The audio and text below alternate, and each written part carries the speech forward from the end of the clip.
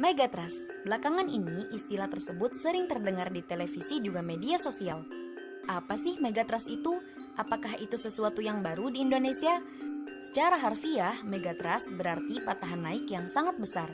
Kita tahu, Ring of Fire terhampar hampir di seluruh wilayah Indonesia. Bersamaan dengan itu, Megatrust pun hadir menyertainya. Disinilah kita hidup. Sejak dahulu kala, Megatrust sudah bersama kita. Kita hidup di atasnya. Sebagaimana di selatan Jawa, Megatrust terbentang sepanjang 1000 km. Dengan bidang kontak selebar 200 km, menghujam hingga kedalaman sekitar 60 km, dan terus mengakumulasi energi yang siap dilepas kapan saja. Lalu, kapan dan di mana energi itu akan dilepas dan apa yang akan terjadi saat itu? Megatrust merupakan bidang gempa yang sangat besar yang terletak tepat pada pertemuan lempeng samudra dan lempeng benua. Ketika kedua lempeng tersebut bertemu, lempeng samudra menghujam terus ke bawah dan akan membentuk bidang kontak dengan lempeng benua yang disebut dengan bidang megatrust. Bidang megatrust tersebut akan terus mengakumulasi energi selama puluhan sampai ratusan tahun. Semakin lama, penahanan ini akan mencapai titik jenuh. Hingga pada akhirnya energi yang tersimpan akan dilepas dan pada saat itulah terjadi getaran kuat yang kita sebut gempa bumi megatrust. Jika pelepasan energi tersebut sangat besar hingga mengakibatkan pergeseran bidang megatrust dan perpindahan kolom air laut, maka gelombang air laut pun akan menjadi sangat besar hingga mencapai dataran. Peristiwa inilah yang sering kita sebut tsunami. Ada banyak juga loh bahasa Nusantara untuk tsunami. Misalnya dalam bahasa lokal Sunda, Sagara Saba Darat, dan Jawa yaitu Pasang Gede dan Segoro Munggah. Hingga saat ini, belum ada teknologi yang dapat memastikan kapan peristiwa ini terjadi. Semua yang disampaikan oleh para peneliti adalah sebuah potensi-potensi, bukan merupakan sebuah prediksi. Jadi kita sekarang sudah tahu kan apa itu megatrust? Kita tidak perlu takut, jangan sampai kita termakan oleh hoax atau informasi yang tidak benar. Selalu siap siaga ya terhadap gempa dan tsunami, agar dapat selamat meminimalisir korban dan kehilangan saat bencana itu terjadi. Mari beradaptasi dan hidup harmonis dengan alam dan tanah air kita, Indonesia.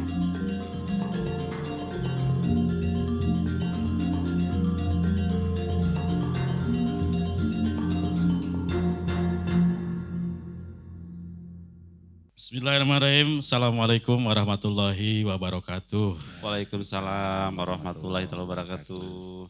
Kang Andi, sampurasun. Rampes, Bang Abid. Damang Kang Andi? Alhamdulillah sehat. Alhamdulillah. Saya setelah kemarin kita harusnya hari Jumat, betul. Hari Jumat kita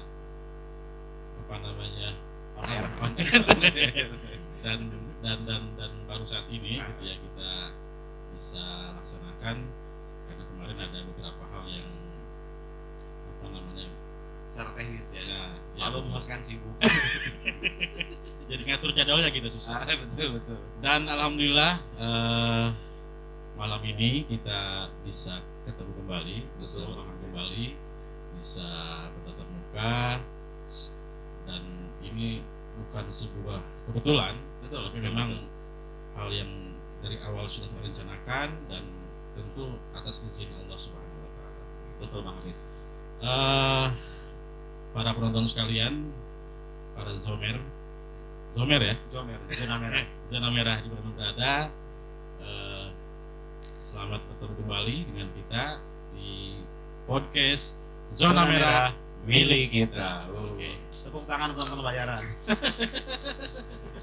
Jangan lupa subscribe, like, comment, and share. Betul. Yang banyak.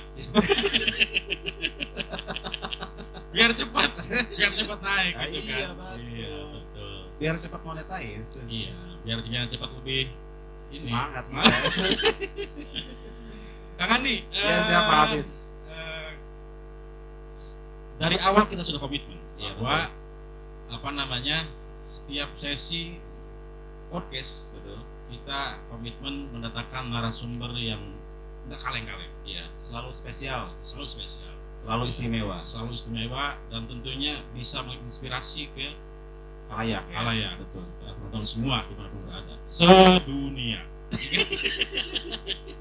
Iya. Bukan supaya doang. Percaya. Urut. karena YouTube ini ditonton oleh orang Amerika, orang mana juga. Syukur-syukur Tinggal klik ini kan, tinggal klik subtitle jadi Iya, muncul bahasa Inggris. iya, betul. Gampang sebenarnya. Dan sesuai yang saya ucapkan tadi bahwa malam ini kita datangan tamu narasumber yang sangat spesial. Ya betul. Boleh kita bilang ini orang tua kita, Betul. senior kita, Betul. gitu ya. Dalam segala hal. Dalam segala hal. Dalam segala hal. Iya.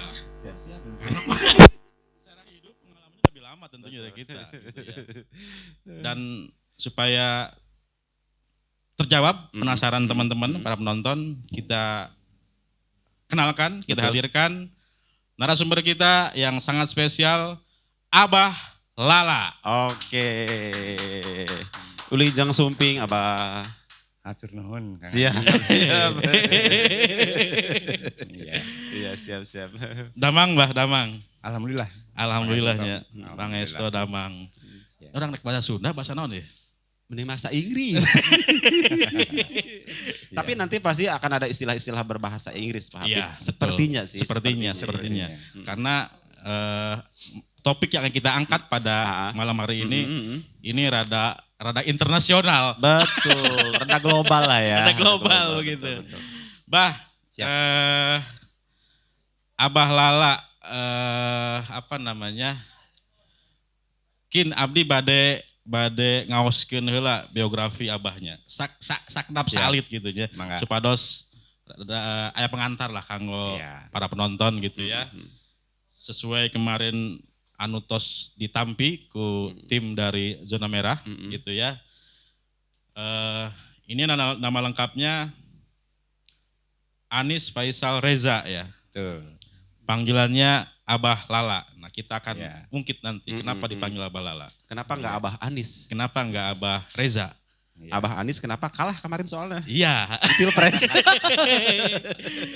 Kemudian Abah Lala ini lahir di Pandeglang. Boleh disebutkan tanggal Boleh. lahirnya? Oh, boleh. Boleh. Nggak apa-apa teh ya. Boleh. Ada yang mengucapkan ulang tahun nanti ke Abah. Nggak apa. Lahir di Pandeglang tanggal 20 bulan 3 tahun 1975. Kemudian agama Islam sama dengan kita. Kemudian Insya Allah. pendidikan S1. Nah, Abah Lala ini aktif di komunitas atau organisasi yaitu Gugus Mitigasi Lebak Selatan. Tah, Ini rada kita aheng tah. kita akan ungkit nanti ya. Betul.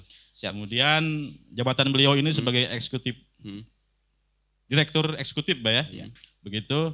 Alamat di Villa Hejo, Kiara Payung, Desa Panggarangan. Oke.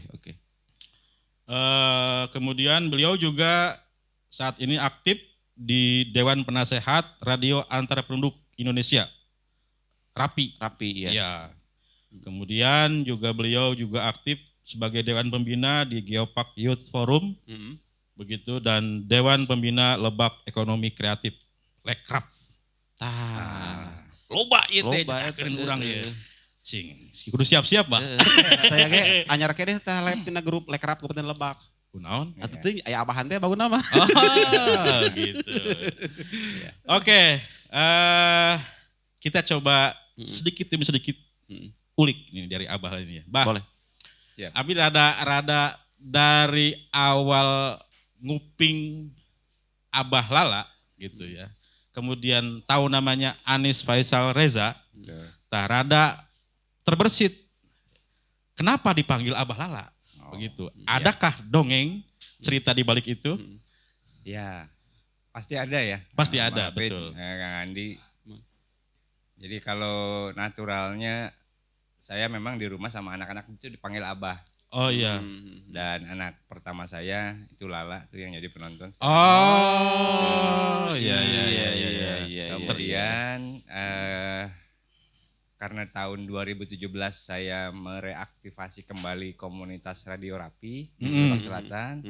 Kalau kita lagi break-breakan kan punya nickname ya. Oh iya. Nah nickname saya pakai Abah Lala. Abah Lala. Nah itu pada akhirnya ya keterusan di komunitas-komunitas yang lain pun terlanjur dipanggil Abah Lala. Dan itu pada akhirnya juga sekaligus membedakan dua sisi saya. Ya, Iya. betul. Anies Faisal Reza di sisi formal, Ya, kemudian Abah Lala di sisi kemasyarakatan. Masyarakat, komunitas dan yang sebagainya. non formal lah ya begitu ya. Betul. Oke, terjawab sudah. Iya, iya. Jadi Berarti kalau bukan- terjawab udahan dong podcastnya. Jadi enggak, maksudnya gini Kang Andi. Iya, saya tuh iya. mikirnya mungkin apakah sama gitu Abah Lala dengan Abah Usep gitu. Ya. Artinya yang punya terah gitu ya. Iya, sebagai orang tokoh lah gitu, ya. Tapi saya nggak pakai udang. Nah gitu, sempat terbesit gitu, Pak. Saya tuh gitu. Nah kemudian yang kedua, Abah sebenarnya orang mana? Ini kalau saya lihat Ya. di biografi ini lahir di Pandeglang. Lahir di Pandeglang, betul. Saya kalau orang tua, bapak itu asli Bayah. Asli Bayah. Asli Iya, Bayah. iya. Oh iya. Rumah kakek itu di Bayah 1. Mm-mm. Cuman bapak karena posisinya sebagai PNS waktu itu tahun 74 itu alih tugas ke Pandeglang. Oh, Meskipun sebelumnya memang di Lebak. Nah, alih tugas ke Pandeglang 74 dan 75 saya lahir di sana. mm-mm. Gitu. Saya numpang lahir di sana dan ya sudah di kelahiran saya tertulis kelahiran Pandeglang. Pandeglang. Gitu. Meskipun secara emosional, secara emosi, secara primordial saya terikat dengan Bayah. kekerabatan Iya. dari patrilineal ya. Secara Dari ayah bapak gitu ya. Dari ayah. Saya lebih dekat. Ibu orang mana? Ibu orang Cilegon. Oh, orang Cilegon. Ya, jadi dari Banten Utara ketemu dengan Banten Selatan. Saya lahir di tengah. Tengah, Iya, betul. Blasteran, namun Blasteran. bahasa artis mah gitu. Cuman yang lain mah kan Indo. Manado Belanda gitu ya. Abah mah Ya. Bayah Bayah Cilegon. Cilegon. Bahgon dong. Baygon ya. Baygon. Baygon, Iya Baygon. bener, Baygon. Bayah Cilegon. Naon tadi Babon? Babon. Oh, Babon. Oke. Oke. Oke, lanjut Bang Habib. Lanjut lagi. Ini kita ulik dulu nih biar semua teman-teman Zomer pada kenal dan Iya, tahu betul, ya. betul. Kemudian, nah, oh iya, Abah juga kalau nggak salah sebelum kita masuk ke gugus mitigasi ya, Iya, gitu. Sebagai ASN ya, betul. sebagai ASN di Saya sekarang di Badan Pendapatan Daerah Provinsi Banten. Hmm, Saya ditugaskan waktu tahun 2014 membuka gerai Samsat yang baru di Bayah ini. di Bayah. Bayah gitu. Sampai saat ini. Sampai saat ini. Gitu. Berarti sebagai kepala Samsat di Bayah. penanggung jawab. Penanggung jawab. Kalau kepala terlalu hebat. Penanggung jawab. Padahal Kira-kira dompet mananya cenah merek pajak deh. maksudnya eta. Kadinya, Jadi bagi ya. teman-teman Jangan yang lupa. jangan lupa yang belum bayar pajak, taat bayar pajak. Orang bijak, Bayar pajak. Oh, duh, dia di endorse tuh. Hah? Ku Dirjen Pajak. setelah ini kita datang nanti ke kantornya. Lamun itu dipotong nanti, di-cut. Ya Bah ya. Tolong sampaikan Bah ya ke sana ya. Siap nanti saya sampaikan ke pimpinan. Lanjut Bang Habib. Nah, selain sebagai ASN, ternyata Abah juga tadi di sisi non formalnya beliau sebagai eksekutif direktur di Gugus Mitigasi Lebak Selatan. Nah, itu dia. Nah, ini yang kemudian kita agak tertarik untuk mengulik nih. Betul. Apa sebetulnya Gugus Mitigasi Lebak Selatan ini, Bah? Iya. Kita coba bahas nih. Gini, Baik. pesen Bah, sampaikan dengan bahasa yang sangat sederhana ya. Jangan terlalu tinggi gitu biar kita paham. Yang paling gampang Iya, dicerna iya, lah iya. gitu. Iya betul. Jadi memang jauh sebelum kita bahas tentang gugus mitigasi Lebak Selatan, saya bicara perjalanan saya ke selatan. Boleh. Biar lebih Ya, apa namanya? Menyeluruh gitu ya. jadi meskipun saya kelahiran meskipun orang tua dari Bayah, saya lahir di Pandeglang, besar di Pandeglang, sekolah di Pandeglang, kemudian ke SMA di Bogor, kuliah ke kota dan sebagainya. Setahun sekali saya ke Bayah. Dan baru 2014 saya tiba-tiba saja tanpa minta, tanpa apa, saya dapat SK untuk segera pindah ke selatan. Sebelumnya Saya di Serang. di Serang, Di Serang. di provinsi berarti. Provinsi ya. Saya pengangkatan tahun 98 di Pandeglang sebelum ada provinsi dan 2004 pindah ke Serang. Nah, ketika pindah ke sini merintis kantor yang baru dengan misi yang berat bagaimana agar masyarakat Lebak Selatan yang dulu notabene banyak menggunakan plat luar Banten. Betul. Plat Ya, F ya, Banten, silogram plat F F, banyak kan Bah ya. tuh. Kita harus buka di sini dan mulai menggencarkan program penerimaan pendapatan pajak. Itu susah. Kita hari-hari dapat wajib pajak 7 orang juga susahnya minta ampun. Sehingga saya mulai coba turun ke lapangan, ke kampung-kampung. Iya. Sambil memang ingin tahu bayah yang kayak gimana sebetulnya nih kampung halaman bapak saya. Nah, sambil anjang sono seperti itu ya pasti biasanya saya datangi sesepuh-sesepuh kampung, tokoh-tokoh, dan dalam obrolan itu suka tanya kan asal dari mana dan sebagainya. Iya. Ya akhirnya pancakaki kan, Pancakaki, kalau bahasa betul. Jermannya tuh. Ketemulah bahwa oh iya kalau begitu saya tahu keluarga itu bla bla bla. Nah yang paling dikenal itu nama kakek. Iya. Nama kakek. Dan di tempat manapun akhirnya saya lebih banyak dimudahkan oleh keharisma dari kakek saya itu, nama kakek. Berarti kekuatan kakek memang luar biasa Betul. waktu Itu Bah, spill nama kakeknya Bah sekalian Ya. Bah. Nama kakek saya kalau di Bayah namanya dikenal sebagai Amapura ya, Camat Manpura. Camat Manpura ya. Allahumma gfirlah. Nama lengkap beliau Mas Ali Ahmad Pura Dirja sebetulnya. Iya. Di sini dikenalnya dengan Manpura. Nah, dalam perjalanan ketika kemudian wajib pajak berdatangan nambah banyak, itu ada dampaknya sekali. Setahun kemudian itu sudah mulai banyak. Saya berpikir dan rasa hutang budi muncul. Iya. Ini kakek saya sudah jauh, sudah lama meninggalkan. Wafat udah lama saya, ya, tapi masih membantu. Masih membantu. Ya. Saya akhirnya timbul rasanya kalau saya pun harus berbuat minimal mengikuti jejaknya lah. Mengikuti jejaknya. Punten motong. Gajah mati meninggalkan Belalainya. Gading. Kok belalai sih? Ngetes doang, ngetes konsentrasi host. Iya. Masih fokus Manusia mati meninggalkan namanya. Nah, itu terjadi berarti. Luar biasa. Harimau nggak di itu harimau? Iya. Jangan. Karena dasar pemikiran itu juga saya ingin nanti, saya punya anak Lala dan Adel 2. Iya. Saya kepingin berbuat sesuatu yang nanti ketika saya nggak ada pun, mudah-mudahan apa yang saya kerjakan hari ini bisa memudahkan anak-anak saya nanti berkiprah di selatan. Paling tidak seperti kakek ke abah seperti itu ya. Itu sebetulnya. Nah dari situ ketika saya kerja di Samsat, saya kalau di Serang dikenal bukan workaholic juga ya, artinya pekerja yang cukup serius. Artinya pulang ke rumah tuh rata-rata sore malam. Ketika kerja di Samsat, jam kerja itu hanya sampai jam 3. Iya. Jam 2 itu sudah selesai sebetulnya. Jam 2 sudah selesai pelayanan, asalkan uang itu sudah serah terima dengan bank, itu udah aman. Kita udah bisa tidur nyenyak. Gak usah mikir apa-apa lagi. Gak usah mikir rapat, gak usah mikir bikin anggaran dan sebagainya. Sama sekali kita bisa tidur nyenyak. Dan ini akhirnya jadi jadi bikin sedikit kaget. Saya di rumah ngapain ya?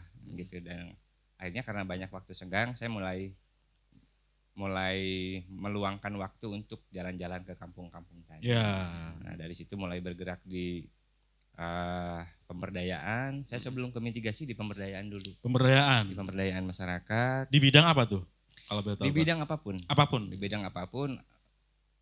Apapun yang saya temukan kebutuhan masyarakat, apa yang bisa saya fasilitasi, saya coba menjadi jembatan antara mereka dengan fasilitas. Saya ada di tengah dan saya coba berbuat sesuatu lah untuk mereka. Nah di pemberdayaan itu yang dari tahun 2016. Oke. 2016 saya udah serius di pemberdayaan sampai hari ini sebetulnya. Sampai hari ini. Gugus Mitigasi Lebak Selatan itu sebuah tema baru, manakala saya memang dipaksa untuk membangun satu komunitas yang khusus tentang mitigasi. Iya. Nah ini ceritanya panjang lagi nih. Boleh. Apa? Panjang lagi. Subuh masih lama, tenang aja. Jadi 2015 ketika kami pindah ke sini 2014, istri saya ketemu dengan para sepuh di Bayah. Para sepuh entah bagaimana selalu mengingatkan tentang dongeng-dongeng di masa lalu tentang Bayah di Kumbah seperti itu. kejaga nih mun bayah jadi kota eta rek dikumbah heula bla bla bla lah. Artinya Dikumbah itu dalam artian maksudnya apa tuh? kalau dikumbah kan berarti dicuci. Dicuci. Ya, dicuci ya. Berarti Banjir. mungkin Nah. atau apa? Nah itu juga pernah saya coba tanyakan. Ini metafora apa bukan? Iya. Saya tanyakan langsung ke Pak Cecep almarhum waktu itu. Iya. Oh iya, Pak Pak Dewan Cecep. Cecep. Dan bahwa jawaban beliau dikumbah itu ya kucai nih. Kucai. Kucai. Caah laut. Caah Atau laut. mual nama. Mm-mm. Gitu. Bahasa kolot baheula caah laut. Caah laut. Oke. Tetapi kemudian digunakan istilah yang unik dikumbah. Nanti ini bisa kita bahas nanti. Oke, di- siap. Di lain sesi itu ya, Siap, Bang. lain sesi. Iya.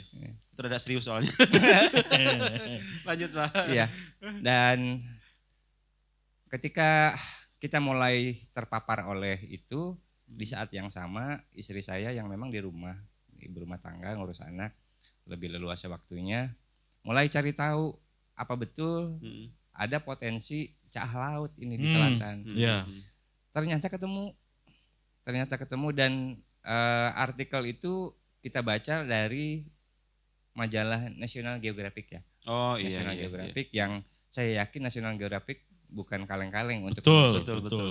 Kemudian kita lebih serius lagi belajar apa betul itu dengan kita cari artikel-artikel dari peneliti-peneliti Indonesia dan makin menguatkan dugaan betul bahwa ada potensi bencana besar di selatan Jawa, khususnya di Lebak Selatan.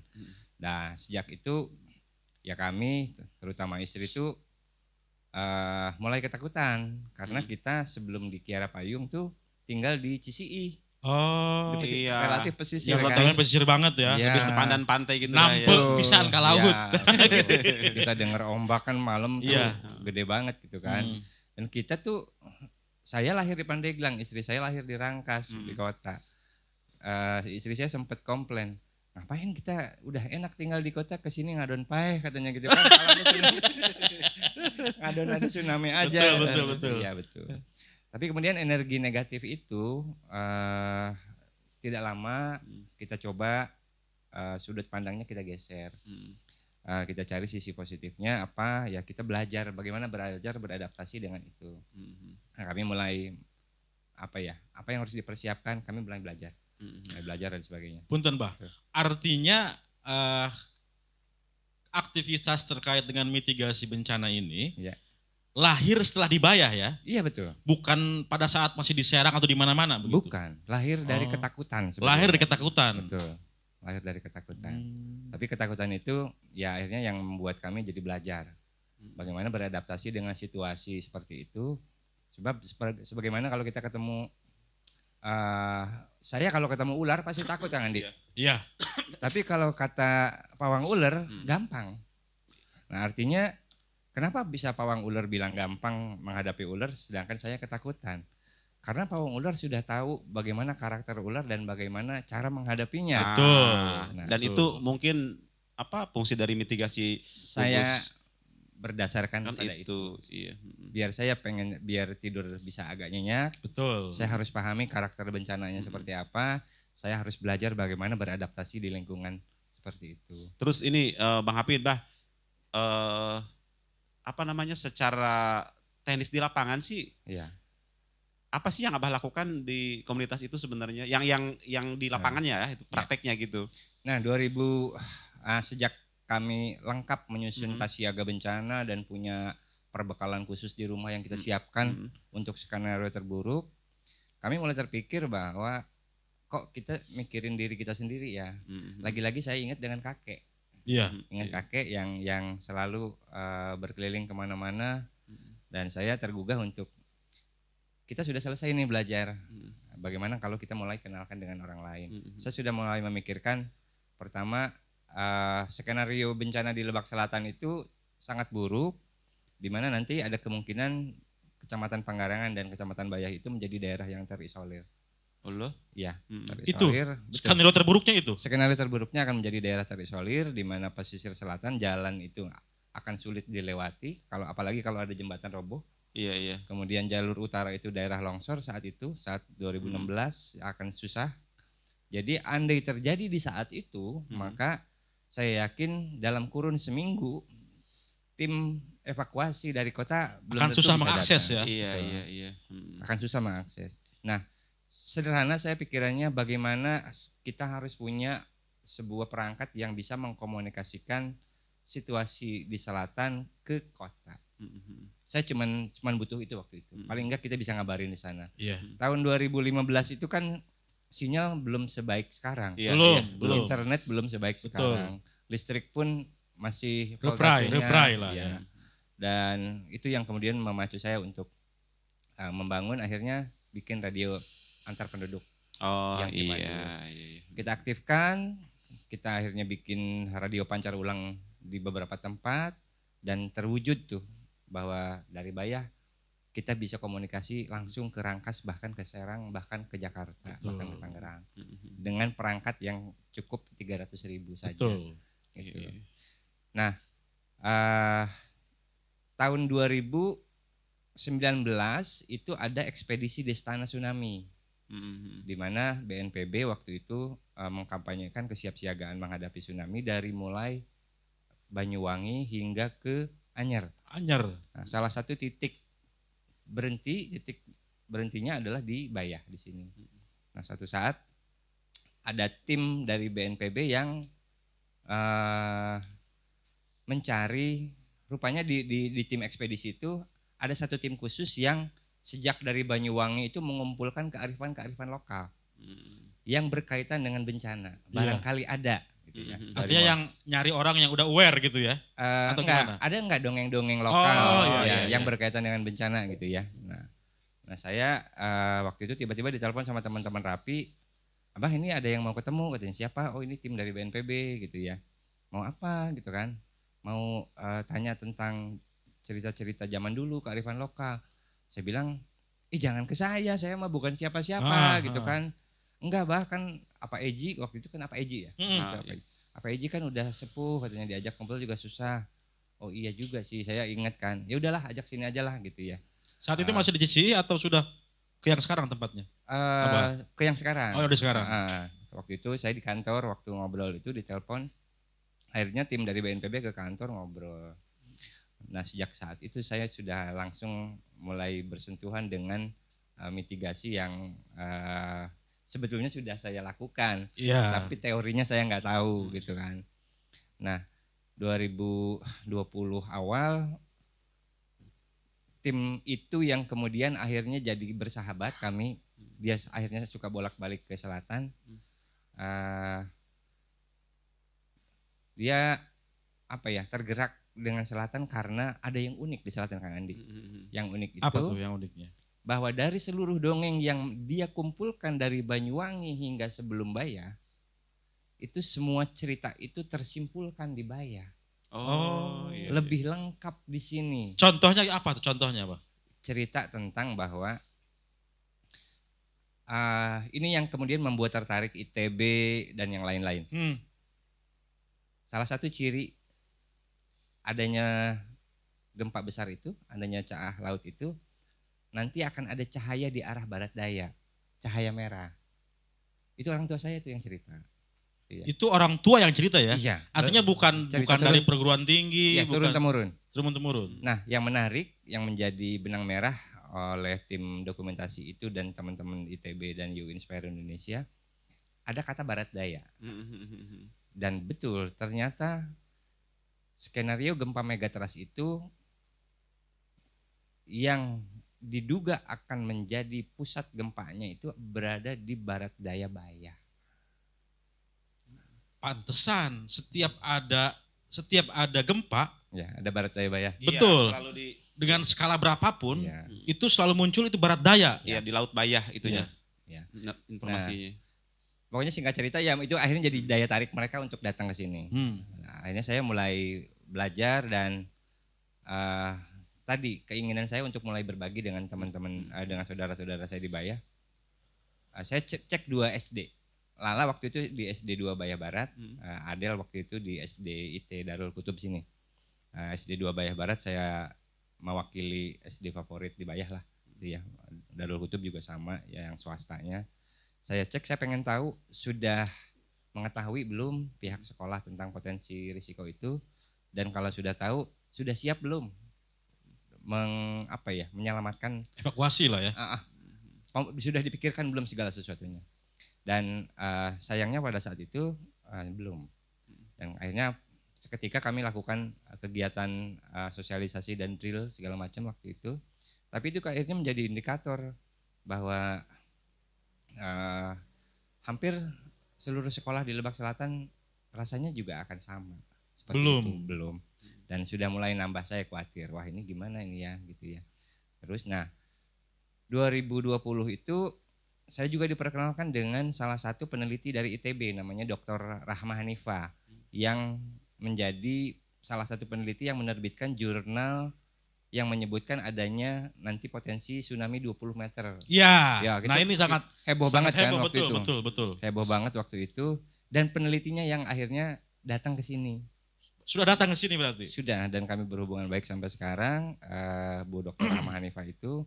Nah dalam satu perbincangan saya cuma tanya, Bu Rahma, saya manggilnya Cice ya, Cice Rahma, sudah meneliti ini, saya sudah baca jurnalnya, kemudian pertanyaan saya sekarang, apa yang harus kami lakukan untuk bisa selamat gitu ya. Nah rupanya pertanyaan itu jauh hari kemudian Bu Rahma cerita bahwa dia berdiskusi dengan suaminya juga dosen geofisika di ITB. Mereka berdiskusi bahwa oh iya juga ya, kita selama ini berkutat di riset-riset, di lab, ke pengukuran, ke lapangan. Ketika kita menyimpulkan sesuatu, kita lupa tentang bahwa masyarakat juga butuh setelah hasil riset ini harus gimana. Nah, mereka akhirnya memutuskan untuk membantu saya di sini. Nah, membantu itu akhirnya saya didorong untuk membuat satu komunitas namanya ya terserah apa, tapi fokus di mitigasi. Nah, Rapi waktu itu karena sudah besar, sudah banyak orang, namanya banyak orang, banyak kepala, banyak keinginan, agak susah gitu itunya. Ya sudah kami, saya bikin komunitas yang baru nih, namanya Gugus Mitigasi Lebak Selatan. Nah sejak saat itu saya mulai dapat ada Zoom meeting karena waktu itu juga udah pandemi 2020, banyak Zoom meeting dengan dari ITB, dari NGO You Inspire Indonesia. Bu Rahma itu presidennya You Inspire Indonesia. Saya mulai belajar dan pada bulan November saya tiba-tiba diundang untuk masuk ke salah satu Zoom dan ngobrol mengenai mitigasi. Ternyata di situ saya dipertemukan dengan Kepala Pusat Mitigasi Gempa Bumi Tsunami BMKG, kemudian Deputi Pencegahan, Direktur Pencegahan BNPB, dan banyak pejabat lain termasuk dari BPBD Provinsi dan Lebak. Saya disuruh presentasi apa yang sudah Bala lakukan di selatan. Gitu. Wah, kok saya seperti ini ya, kaget waktu itu. Untung coret-coret sudah punya. Jadi ya saya cerita. Malah dibalik gitu, harusnya mereka yang presentasi gitu ya? Iya, malah saya yang presentasi. Iya. Saya presentasi dan luar biasanya dengan UNESCO juga waktu itu waktu saya dipertemukan dengan UNESCO di Zoom itu dan semuanya dengerin apa yang sudah saya lakukan. Di akhir mereka mengapresiasi apa yang sudah saya lakukan, dari mulai radio, dari mulai siaga bencana, kampanye kecil, penyusunan rute rute logistik darurat nanti apabila tadi skenario terisolasi. Mereka akhirnya BMKG langsung mengapresiasi dan memberikan sebuah hadiah, yaitu mereka setiap tahun kan mengadakan kegiatan namanya Sekolah Lapangan Gempa. Sekolah Lapangan Gempa itu tahun 2021 sedianya akan diselenggarakan di Cilegon. Tapi pada tahun 2020 waktu itu beliau langsung mendisposisi ke bawahannya, Mbak Weniza, kalau saya ingat banget, Mbak Weniza, kegiatan sekolah SLG yang di Cilegon kita geser ke Panggarangan. Nah, gitu. Nah, mulai itu udah 2021. Kemudian UNESCO bilang, Mbak Lala kenapa nggak langsung kita bikin program yang kami usung, yaitu program Tsunami Ready Community. Ya sudah, akhirnya kami belajar dan langsung implementasi di sini. Oke, Pak. Punten nih, bukan motong. Berarti secara formal, gugus mitigasi ini lahir pada tahun 2020. Betul, 13 Oktober 2020. 13 Oktober 2020. Setelah tadi ketemu dengan Profesor Dokter dokter Rahma, ya, Dokter Rahma tadi begitu ya. Bang Hafid, aduh punten ya. Siap. biar ada nyambung. Oke. Ai bahasa sederhana mitigasi teh naon sih? Iya. Anu harewas Bener, ieu. bener, Harewas. ya. Bahasa Bener. sederhana Supaya ke harti mitigasi. ku orang bayah dan sekitarnya. Heeh. Jadi kalau di dalam konteks kebencanaan, sebetulnya ada sebuah siklus Kang Andi. Ada bencana, kita tahunya ada bencana dan ada penanggulangan bencana. Iya. Penanggulangan bencana masih sampai saat ini masih banyak yang menafsirkannya sebagai ketika ada bencana datang penanggulangan bencananya. Tanggap darurat, dinolongin, evakuasi, bla Seolah-olah bla bla. ini obat lah gitu ya kalau penyakit mah. Bawa Indomie, bawa spanduk yang gede gitu kan. Nah, rupanya ada fase yang kita banyak lupa. Kelewat. Fase sebelum bencana. Sebelum bencana. Sebelum bencana, apa itu fase sebelum bencana? Jadi ketika sebuah daerah memiliki melalui sebuah riset atau kajian terbukti memiliki potensi risiko bencana, idealnya sudah segera harus dilakukan upaya-upaya untuk mengurangi risiko yang besar dari bencana tersebut. Ya, minimal mengurangi korban jiwa. Nah, kegiatan-kegiatan pengurangan risiko itu itulah namanya mitigasi. Oh, gitu. Jajaga meureun Jajaga. Ya, antisipasi bahaya. Ya, dan Kurang itu lebih. juga sudah sering kita lakukan sehari-hari kok sebetulnya. Kang Andi kalau bawa motor, apalagi masih fresh, masih baru dari dealer, pergi ke Korsel yang hari ini lagi rame. Ketika berhenti parkir, kunci cabut nggak? Dicabut dong. Kunci stang nggak? Kunci stang dong. Nah itu mitigasi. Iya. Upaya mengurangi risiko dari bencana motor kita dicuri. Atau ketika keluar rumah pastikan kompor gas mati. Iya. Dan segala macam seperti itu. Sebetulnya itu mitigasi hal-hal yang sudah sering kita lakukan. Gitu Oke. ya. Iya, artinya mitigasi nggak hanya identik dengan bencana alam saja, Iya. ya. Nah, Pak, punten nih. Mitigasi bencana yang sekarang Abah katakanlah kelola gitu ya, yang menjadi salah satu aktivitas fokus Abah, apakah fokus di yang tadi dibilang caah laut, atau tanda kutip tsunami, potensi tsunami, atau memang bisa dengan artinya gini dengan jenis bencana yang lain, kayak misalkan longsor kah, atau contoh misalkan gini kan, kalau oke lah Bayah, Pangarangan, Pantai lepas pantai Pak ya. Tapi tidak dengan Cilograng dong yang notabene pegunungan begitu ya. Betul. Tapi kan potensi bencana tetap ada di sana juga. Ada. Begitu. Ada. Apakah include dengan itu atau memang fokus di hanya caah laut tadi gitu? Iya. Betul. Apalagi kalau kita mengingat Lebak ini, terutama Lebak Selatan. Iya. Seluruh jenis bencana sebetulnya ada Kang Andi. Berpotensi Bah ya. Iya. Berpotensi. Silakan sebut jenis bencana apa kita di Lebak punya. Gitu ya. Pergerakan tanah kita punya. Iya, di daerah Gombong, di daerah sebagainya. Iya. Gitu ya. Kemudian kebakaran hutan ada potensinya. Betul. Banjir, bandang sering. Sering. Ya. Longsor, langganan, Cibeber dan sebagainya. Puting beliung ada. Bahkan potensi likuifaksi pun ada. Lalu kenapa saya malah fokusnya di gempa bumi dan tsunami?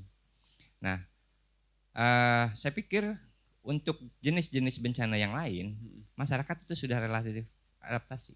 Iya. Ada longsor, mereka sudah relatif lebih inilah. Nah, yang kita sama sekali belum adaptasi adalah dengan gempa megatrust dan tsunami. Kita tidak punya catatan sejarah tentang belum punya pengalaman. Betul. Belum punya pengalaman sama sekali menghadapi bencana sekelas itu. Dan terbukti bahwa ketika tahun 2021 saya dibantu oleh Universitas Multimedia Nusantara mengadakan survei. Kita ukur bagaimana literasi kebencanaan masyarakat. Itu relatif sangat rendah. Gitu ya. Bagaimana persepsi mereka terhadap bencana, pengetahuan mereka terhadap bencana, pemahaman mereka terhadap bencana itu sangat miris. Iya. Dan yang akan menjadi fatal sebetulnya bukan gempa bumi dan tsunami yang akan membunuh kita. yang akan membunuh adalah ketidaktahuan kita. Iya. Iya, Iya. betul. Sebagaimana saya tidak tahu apa-apa tentang Ke- ular, tahu-tahu dipegang aja horeng oleh tanah. Iya, gitu. keawaman Cok. kita ya, awam. Iya. Karena Abdi awam. mau cerita nih sedikit Iya ya. betul. Tahun 2020 kalau tidak salah. Betul. 2019 ya. Waktu kita ada gempa bumi yang lumayan besar tuh. Iya. Pas Iya, maghrib-maghrib. yang Oh iya, lampu jam 7. sampai mati itu kan. Iya. Ah, iya, 2 itu. Agustus itu. Betul, Betul. 2 Agustus. Iya. Yang pas barang saat-saat tahun Cisungsang. Iya. Mhm. Saat itu Abi lagi ada acara Iya. kita di Cilaurang itu Abi jadi ketua TPID. Iya. Kemudian kita bikin acara tempatnya di SMKN Satubaya. Betul.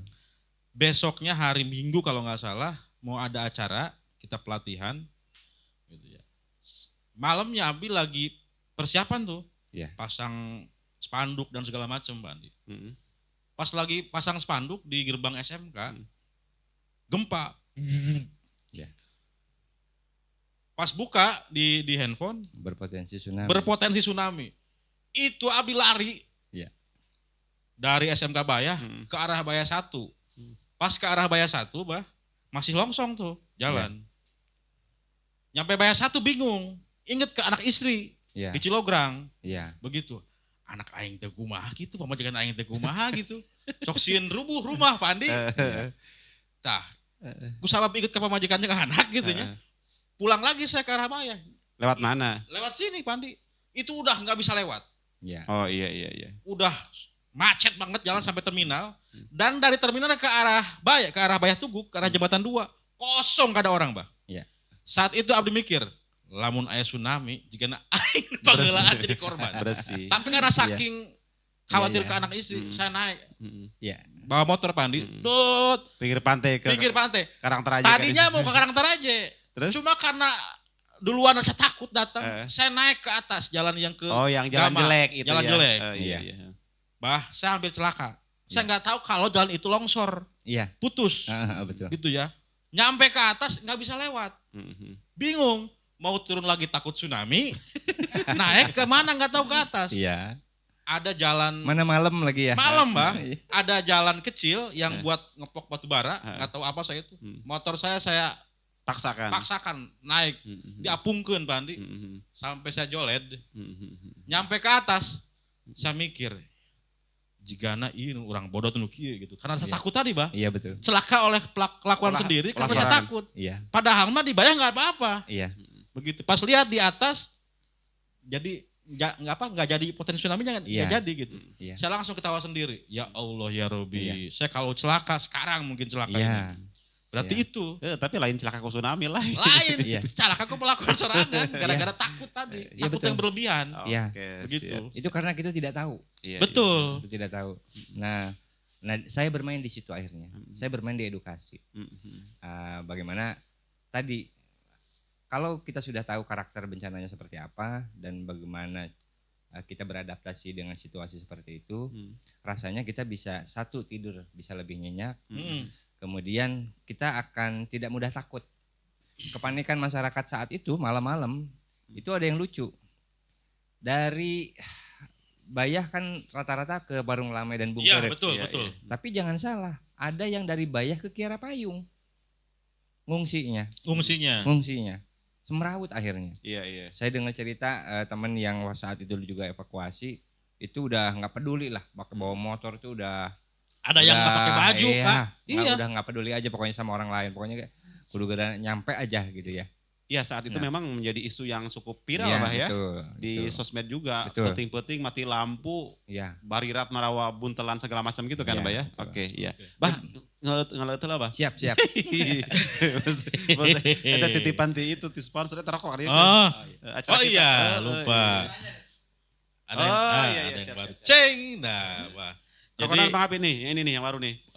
Brawan Cafe. Oke, Nah, kita cobain kalau ya. Ini jam cafe, itu Brawan Cafe. Bah, kebetulan kita ini eh, ada pesan dari sponsor. Boleh. Jarum coklat begitu ya. Terima kasih Jarum Coklat, jangan lupa nambah lagi. Aduh, aing ya. Ngomongin bencana alam di endorse-nya ku pembunuh nomor 1. Apa namanya? Iya. Bang rokok Bah, yes Bah. Iya, silakan.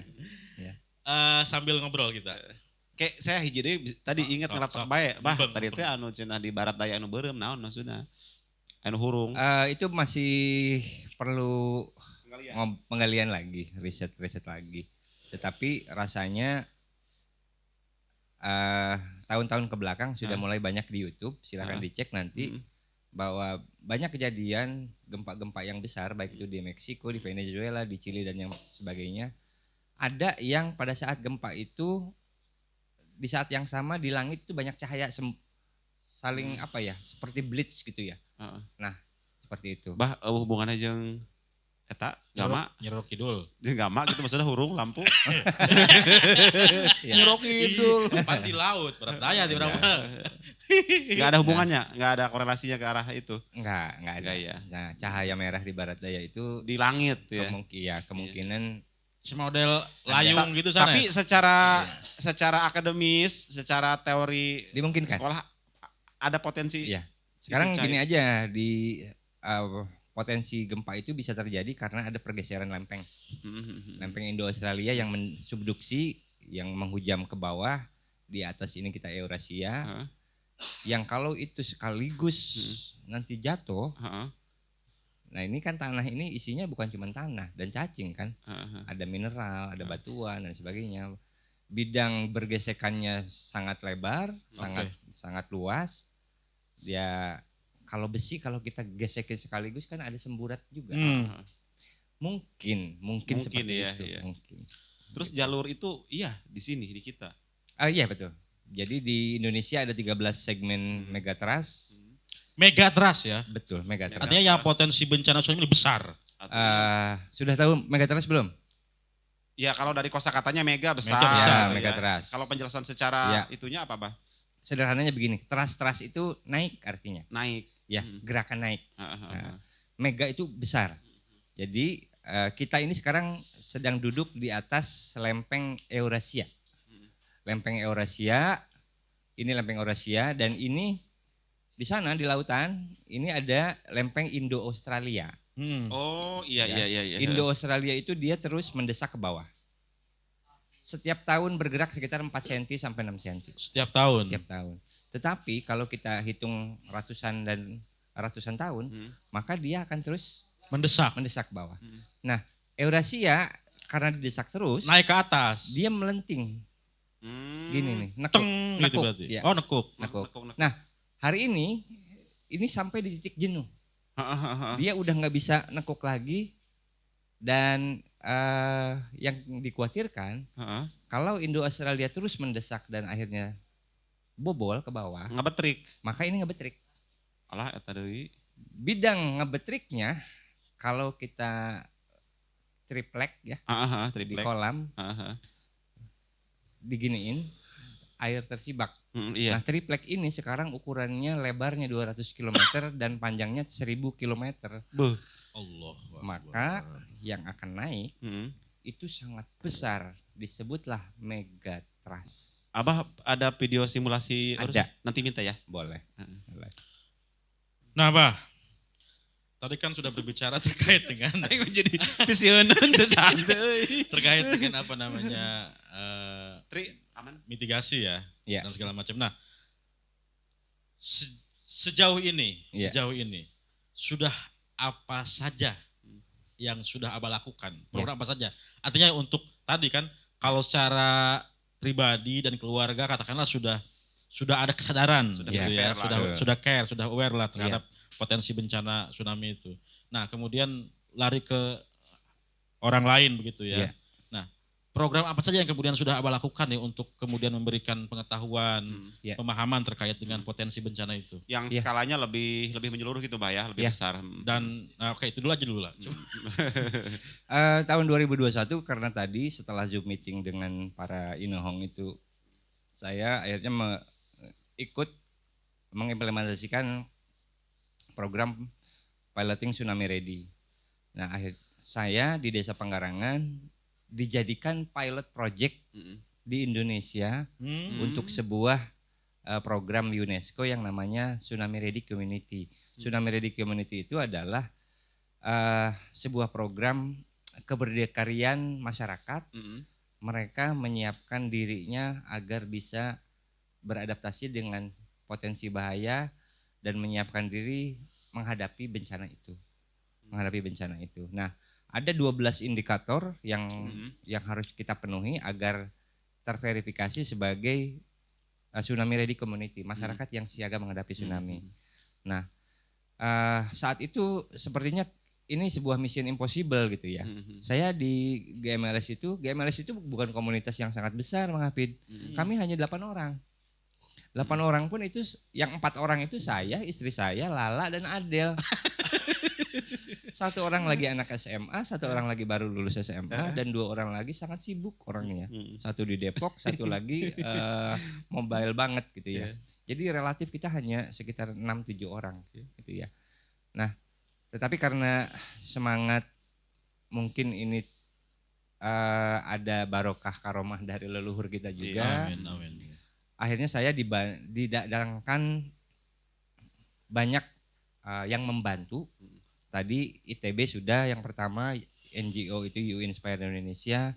Sebulan setelah ITB MOU, Universitas Multimedia Nusantara, sebuah perguruan tinggi swasta yang punya grup Gramedia Kompas yang di Gadang Serpong, itu MOU bantu saya, dan setelah itu banyak lembaga-lembaga sampai akhirnya ada sekitar 26 lembaga yang membantu saya di kegiatan ini selama kurun 2021 dan 2022. Gitu ya. Termasuk dari Kodam 3 Siliwangi. Kodam 3 juga. Kodam 3 turun. Menurunkan langsung sprint telegram ke Korem gitu ya, dan ada 4 satuan yang langsung turun ke sini bantu saya gitu ya, padahal ketika ketemu kirain mau drill sekecamatan katanya gitu ya. Ternyata cuman ya, tapi artinya banyak lembaga-lembaga besar yang bantu kami, yang sayangnya hampir semuanya berasal dari luar Banten. Ya, Bah, itu kan kalau saya lihat Abah untuk jalur komunikasi ya, Iya. sepertinya banyak ke NGO segala macam. Iya. Kalau pemerintahan sendiri, Bah, provinsi, kabupaten? Sejak awal sebetulnya pada saat Zoom meeting dengan UNESCO itu BPBD Provinsi dan BPBD Lebak sudah ikut. Cuman Kontribusinya maksudnya, Bah? Cuman setelah kami melaksanakan implementasi, mungkin ada mispersepsi dari mereka gitu ya. Kenapa BMKG nyuruhnya ke komunitas, bukan ke mereka gitu, dan mungkin ada persepsi bahwa ini berkisaran kalau program dunia gitu kan, wah berarti ada duit nih gede gitu kan, padahal nggak ada. Saya beruntung aja saya kerja di Samsat yang punya ada lebih tunjangan dibanding yang lain, yang bisa saya gunakan sisihkan untuk itu gitu. Dan 12 indikator itu ya kita kerja bareng-bareng. Lembaga-lembaga yang turun ke sini itu tidak ngasih uang, mereka mengerjakan bareng-bareng di sini. Jadi ada program yang ada dikerjakan, program yang dikerjakan. Bukan uang nih, bukan uang gitu. Yang dikerja, bukan uang ya, yang karena gini Bah, saya lihat justru awareness terhadap potensi bencana tsunami ini baru saya lihat sekarang nih. Iya, dari teman-teman kayak Tagana gitu ya, karena mereka baru ada kegiatan pelatihan apa segala macam sekarang nih. Nah, kalau itu Tagana udah dari dulu seharusnya. Karena itu kan punyanya pemerintah. Iya, justru itu. Pemerintah ada Destana begitu ya. Destana kan sekarang aktif tuh. Karena ada dana IDRIP. Dari BNPB. Iya. Gitu. Yang susah adalah kalau dananya nggak ada, mau nggak kita bergerak. Nah, itu. Tapi mudah-mudahan Destana aktif, Tagana aktif, kemudian komunitas juga aktif. Harapannya sehingga begitu. pada akhirnya kesadaran atau awareness terhadap potensi bencana ini semakin menyeluruh. Bahaya. Betul. Dan 2022 12 indikator itu diverifikasi oleh UNESCO dan 2021 diverifikasi. Saya belum genap setahun tuh udah langsung diverifikasi. Tahun 2022 saya mendapatkan pengakuan Tsunami Ready Community dari National Tsunami Ready Board Indonesia. 2 Oktober saya diundang ke Bali untuk memaparkan di hadapan 15 negara apa yang sudah saya lakukan, dan di tempat itu saya bersama 4 desa lain di Indonesia mendapatkan rekognisi dari UNESCO sebagai Tsunami Ready community. Community. Baru 4 desa waktu itu. Se-Indonesia. Se-Indonesia. Yang dikatakan sudah dianggap siap, relatif siap gitu Relatif siap. Padahal belum sebetulnya. Padahal belum. Gitu. Tetapi sudah mengerjakan itu baru 4. Paling tidak ada step-stepnya gitu ya. Dari 5.744 desa rawan tsunami di Indonesia. Kita baru ujungnya doang nih. Baru ujungnya yang baru melakukan. Gitu. Sebenarnya ini menjadi bidang yang harus diprioritaskan Mbak ya, karena kan wilayah kita kan laut ya, perairan harusnya. Ya, kalau kita ngelihat potensi dampaknya ini sangat mengerikan Kang Andi. Mengerikannya bagaimana? Ketidaksiapan kita, ketidaktahuan kita, pengetahuan kita, literasi, dan terutama di awal-awal itu sangat sulit Kang Andi. Kita apalagi ketemu dengan mereka yang belajar agamanya baru sebentar. Sudah Pak katanya, bencana itu gimana? Urusan Allah gitu. Urusan Allah saja. Gitu. Ya itu kita susah waktu awal-awal. Iya. Bahkan ada yang ngenyek gitu kan. Saya bikin tenda waktu itu, ada tiba-tiba datang, cuma sekedar berhenti. Pak emang tsunami-nya jadi cenang gitu ya. Gitu, kayak begitulah. Ada yang bilang lagi yang ngapain ini kegiatan tidak ada manfaatnya, hanya nakut-nakutin aja.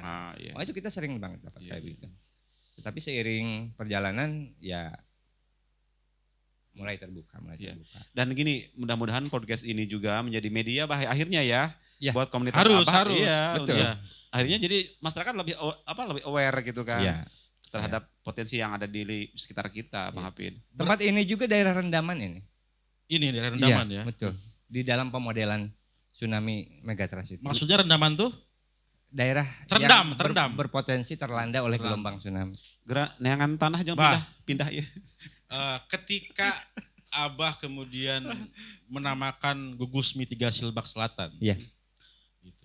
Artinya kan ini bukan penamaan, ini bukan dikasih dari sana kan? Bukan, kita yang namain. Abah yang namain ya. Artinya apakah memang niatnya hanya untuk covering Lebak Selatan begitu? Atau memang seperti apa? Ya, ini pertanyaan menarik. Karena kan jalur pantai kan sampai Pandeglang sana segala macam. Merak Anyar. Nah, saya sejak awal nggak percaya diri Bang Hafid. Saya sumber daya sedikit, manpower sedikit, resource sedikit. Saya pikir ya sudahlah, Lebak Selatan pun sebetulnya terlalu luas sebetulnya. Tapi kalau sekedar desa Panggarangan juga saya nggak bisa kemana-mana. Iya. Akhirnya kita ambil Lebak Selatan dengan cita-cita minimal Lebak Selatan bisa kita cover. Tetapi alhamdulillah hari ini kita sudah mulai banyak diminta bantuan. Nanti nggak lama kita akan ada diminta bantuan untuk drill di Pelabuhan Merak. Kemudian kita diminta juga ngasih materi waktu itu di Aceh, ngasih materi di kegiatan teknologi ICT. Kita kan ngembangin teknologi juga di sini, ngembangin teknologi, dan teknologi itu kita bagikan di sana. Teknologi di bidang radio komunikasi. Oh iya. Ya, radio komunikasi yang mudah dan murah lah, gitu. Nah, artinya jika memang diminta untuk daerah lain, kenapa tidak? Iya. Karena BPBD ini yang lucu Kang Andi. Gimana? Ini nggak apa-apa dilihat juga, nggak apa-apa. Pemerintah agak sewot ke saya nggak apa-apa. Nggak apa-apa ya. Iya. Pemerintah, tolong dengarkan. Ada yang lucu ketika saya tidak dianggap apa ya, culudur kali ya ke pemerintah Kabupaten Lebak, tidak pernah sowan dan sebagainya, dibilangnya seperti itu. Tapi ada BPBD Pandeglang yang datang ke Panggarangan untuk studi banding dan bertanya apa yang sudah dilakukan oleh gugus mitigasi Lebak Selatan. Pandeglang malah yang datang. Pandeglang, Kabupaten Pandeglang. Luar Dan biasa. mereka kapan-kapan meminta bantuan untuk. Terima kasih BPBD Pandeglang sudah datang. Gedeng di Pelabuhan Ratu, Jawa Barat. Sukabumi. Ya. Ya alhamdulillah ya pergerakan yang baru berapa tahun, tapi beberapa sekolah sudah kita coba masuk. Bahkan SMA Negeri 1 Panggarangan saya harus beri apresiasi karena dari 2021 kita turun ke sana, sekarang mereka sudah mandiri mempunyai gugus mitigasi sekolah namanya. Oh iya. Semacam eskul gitu mungkin ya. gugus mitigasi sekolah itu tim guru yang memang dilatih menjadi fasilitator dan disiapkan untuk keselamatan sekolah menghadapi potensi risiko itu. Oke. Ekskulnya ada juga. Oh, ekskulnya ada. Dan akhirnya kami berbagi tugas. Saya ceritakan bahwa di selatan, di 6 kecamatan di Lebak Selatan, itu ada sekurang-kurangnya ada 92 sekolah Kang Andi yang berada di zona rawan tsunami. Potensial. Ya, dan melibatkan sekitar 25.000 jiwa. Yang amit-amit itu terjadi di jam kegiatan belajar mengajar, maka ada 25.000 orang tua yang akan meratapi kehilangan anaknya. Gitu ya. Dan akhirnya saya berbagi, oke Semanggar nanti garap sekolah-sekolah ya. Oke, siapa? Nah kemarin itu sudah di SMA Wonosalam mengadakan kegiatan SD Peradaban Mulia, kemudian kalau SMA 1 Baya saya yang intervensi langsung. Oh, ya mudah-mudahan ini bisa terus nyebar. Kalau masyarakat yang generasi sudah sepuhnya agak susah, maka saya berkewajiban untuk nyelamatin yang generasi muda. Betul. Gitu. Siapa tahu apa yang saya lakukan ini menjadi jalan keselamatan generasi emas yang akan muncul membangun Lebak Selatan. Amin. Tepuk tangan dulu Bang Hafid sebentar. Bah, bila perlu butuh manpower yang lebih, ada tim zona merah yang kita siapkan ya. Ada enggak? Harus ada. Harus ada. Bukannya tim kurir itu? Iya harus mau. harus mau. Iya daripada kerendam nanti ini. Iya gitu ya. Ini berapa menit Bang Hafid ini belum kenalan? Ya udah sejam lebih. Udah sejam. Mungkin mendekati ke akhir-akhir nih, tapi memang kalau berbicara masalah potensi bencana ya mau cukup sejam 2 jam Bah ya. Tapi paling tidak gini Bah, yang ingin kemudian saya tanyakan adalah nih ciri-ciri atau tanda-tanda ketika potensi bencana itu atau tsunami itu akan muncul gempa gitu ya. Seperti gempa apa yang seperti berpotensi tsunami. Nah, gejala alam atau apapun itu. Sehingga di podcast ini kita bisa sampaikan tuh ke masyarakat gitu ya. Ketika masyarakat menemukan tanda-tanda itu harus dihindari. Kenapa? Penuh?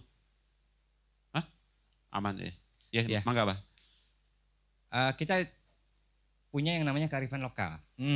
Kearifan lokal itu adalah pengetahuan tradisional yang leluhur kita coba gali untuk menjawab tantangan-tantangan alam saat itu. Nah kemampuan seperti itu sekarang sudah mulai pudar. Betul. Iya betul. Ya, kita sudah mulai pudar dan kita sudah banyak lupa bahwa alam ini ternyata sebuah rangkaian lingkaran yang saling terhubung.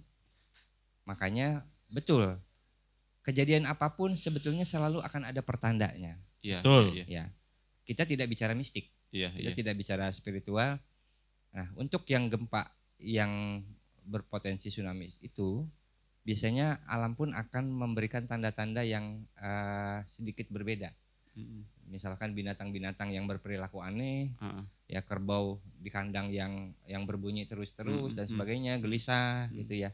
Burung di kandang yang gagalapakan aja gitu ya. Atau mungkin yang di luar terbang segala macam. Gitu ada migrasi tikus yang migrasi tikus. Ya, migrasi tikus dari daerah rendah naik ke atas.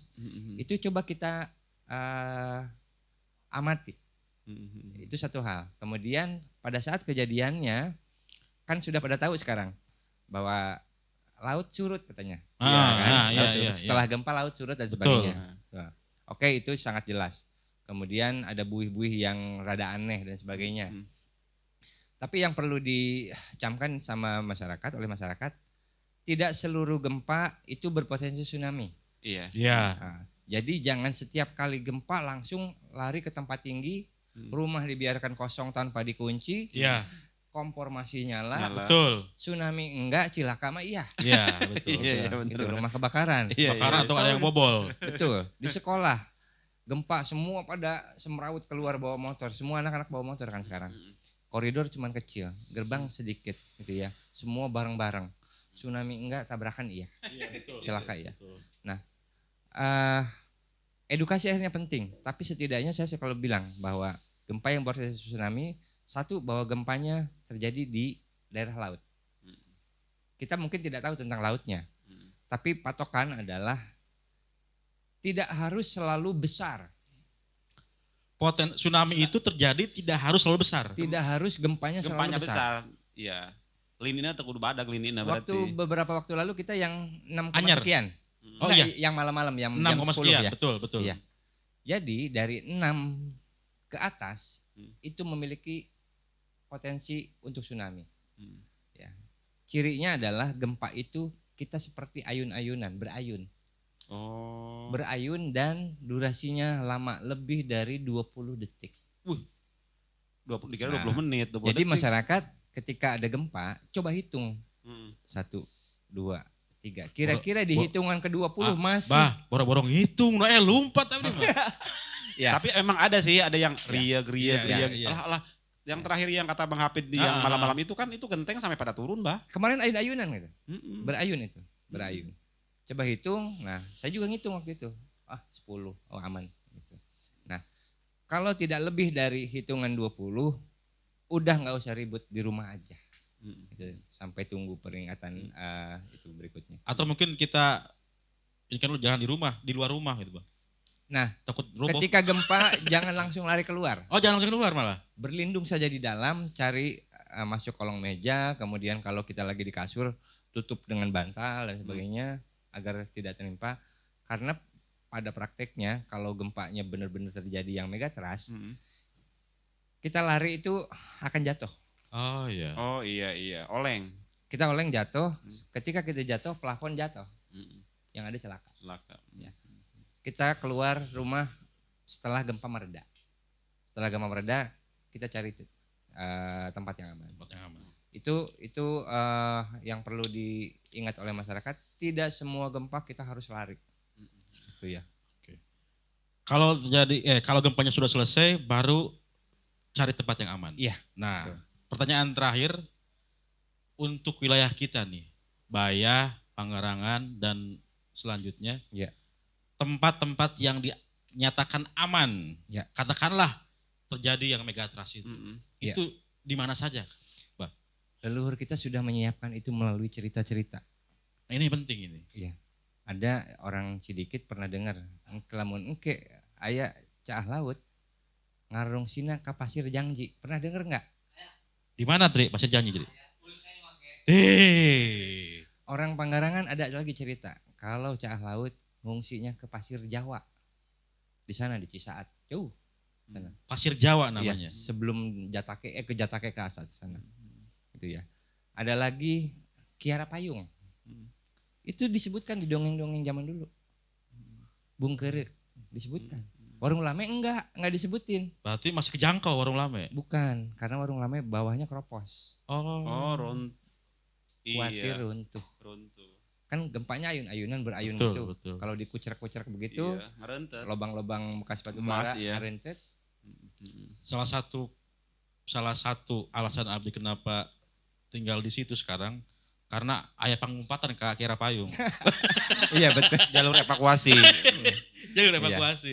Dan tempat saya Kiara Payung sudah masuk ke dalam rencana kontingensi BNPB untuk bencana di wilayah Pangarangan dan Bayah. Sewaktu-waktu terjadi bencana itu, koordinat kita di sana di Kiara Payung akan jadi pusat BNPB untuk lakukan bantuan. Amin. Kalau saja tidak ada kegiatan seperti ini, mana ada yang tahu orang BNPB tentang Desa Pangarangan, tentang desa itu. Betul. Pak Andi tertarik untuk join di gugus mitigasi? Ya artinya kalau misalkan Abah masih butuh relawan, siap ya why not gitu, Bah. Siap. Ya. Salaman kan dulu. juga orang cekadi salaman. Papi sebagai naon. Iya. Bah, dia mah cari muka kerjaan apa?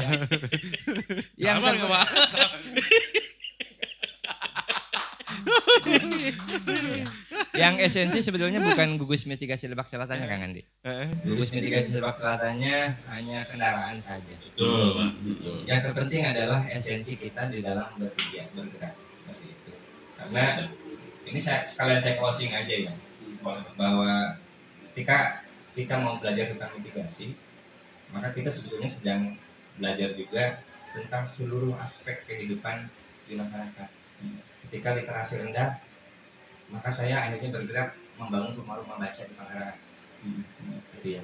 Ketika ternyata saya kampanye tas siaga bencana harus beli gitu kan, ternyata masyarakat yang saya kampanyekan itu buruh yang untuk makan besok aja nggak tahu. Betul. Akhirnya saya bergerak di pemberdayaan ekonomi. Iya. Kita bergerak di banyak seluruh aspek kehidupan akhirnya kita ganti. Artinya apa? Berkaca dari potensi risiko, akhirnya kita punya, saya membacanya sebagai sebuah peluang untuk merekonstruksi kembali kehidupan kita yang sebenarnya. Iya. Kita apa kekurangannya? Apa kekurangannya? Oke, ini berarti yang harus kita kerjakan. Jadi sebetulnya tidak melulu kita membahas gempa dan tsunami. Betul. Itu hanya gerbang awal. Akhirnya kita bicara tentang ketahanan pangan. Gugus mitigasi Lebak Selatan sekarang nanam sayur. Apa coba korelasi? Tapi ini adalah kebun contoh yang sedang kita siapkan untuk mengkampanyekan ketahanan pangan. Luar biasa. Tepuk Nih, Pak Hafid, ini ada pesan dari warganet di Batak Lupa. Memang ada hubungan dengan mitigasi, tapi karena ini pesannya di IG zona merah, agak melenceng apa ya? Masih ketinggalan. Terkait ini Pak, ada netizen yang bertanya, karena mungkin lihat profil Abah di Samsat, Pak katanya kalau kendaraan bermotor, nah ini apa bisa lupa dia nggak apa-apa. Pajaknya 2 tahun, bisa nggak ya dibayar setahun dulu gitu katanya titipan. Tergantung jatuh tempo yang tahun keduanya kapan. Maksudnya gini. Sekarang bulan Juni ya 2024. Nah, si orang ini jatuh temponya Juli 2024. Terakhir bayar itu bulan Desember 2022. Nah, bisa itu setahun dulu. Pokoknya mah asal sebelum 2 tahun penuh. Oh, sebelum 2 tahun lewat 2 tahun lah. 2 tahun penuh dikurangi 3. Sebelum bulan Juni, Mei, 3 bulan sebelum jatuh tempo. Mei, Juni. Pokoknya sebelum April lah. Sebelum masuk tahun ketiga mana Bang? Sebelum April lah bisa. Kalau sekarang Juni, jadi Mei, April, Maret masih bisa setahun bayar dulu. Nah itu ya warganet yang sempat komen di IG kita. Bang, sebetulnya itu kan punya warganet Bang. Pertanyaan. Ya itu so bubrak deh ya orang cek nanti di IG-nya Iya, dan terakhir mudah-mudahan apa namanya Samsat Maya juga bisa apa namanya support kita nih saudara. Ya. Minimal kayak gelas lah gitu. Samsat Maya. Sebenarnya ini Bang Hafid ini sebenarnya kita mau podcast apa nyari endorse sebenarnya. Dua-duanya. Biar kitanya apa namanya continue. Siap. Oke. Nanti kayaknya ini kita sangat seru kita. Betul. Apa namanya berbicara masalah potensi bencana dan sebagainya, khususnya nih bicara masalah Palala, ini banyak sekali yang bisa sekali. Next sesi kita wajib undang lagi dan tentunya mohon izin Palala suatu saat kita lagi harus siap. Terima kasih. Emang ngomong terkait Samsat, terkait cara sampah. Betul, termasuk hal-hal lain lah begitu ya. Tentang bagaimana membangun masyarakat. Dan terakhir bahwa hadirnya podcast Zona Merah juga ini bagian dari apa namanya awareness. Dulu gagah. Kayak bahasa Inggris aja gitu Bang. Artinya ya mungkin kita nggak seberapa, tapi paling tidak dengan hadirnya podcast Zona Merah ini tadi bisa memberikan ruang untuk diskusi, ruang ngobrol, berbagi cerita, berbagi pengalaman, termasuk tadi cerita yang menginspirasi, sehingga harapannya ke depan mudah-mudahan Bayah dan sekitarnya ini bisa lebih terbuka lagi. Ya, amin. Pola pikir seperti Siap, Bang Hafid. Oke, para penonton dimanapun berada, terima kasih telah menonton. Nanti tadi ya. Iya, betul. Zona Merah, kita pastikan ke depan Zona Merah akan selalu hadir dengan menghadirkan narasumber yang inspiratif dan apa lagi dan top lah dan lain akhir saya ucapkan terima kasih kepada Balala sudah hadir di studio kita. Mudah-mudahan tidak menyesal dan bisa kembali lagi kita ya. Oke, siap. Aaron, tetap stay di podcast Zona Merah. Zona Merah milik kita. Terima kasih. Assalamualaikum warahmatullahi wabarakatuh. Waalaikumsalam warahmatullahi wabarakatuh.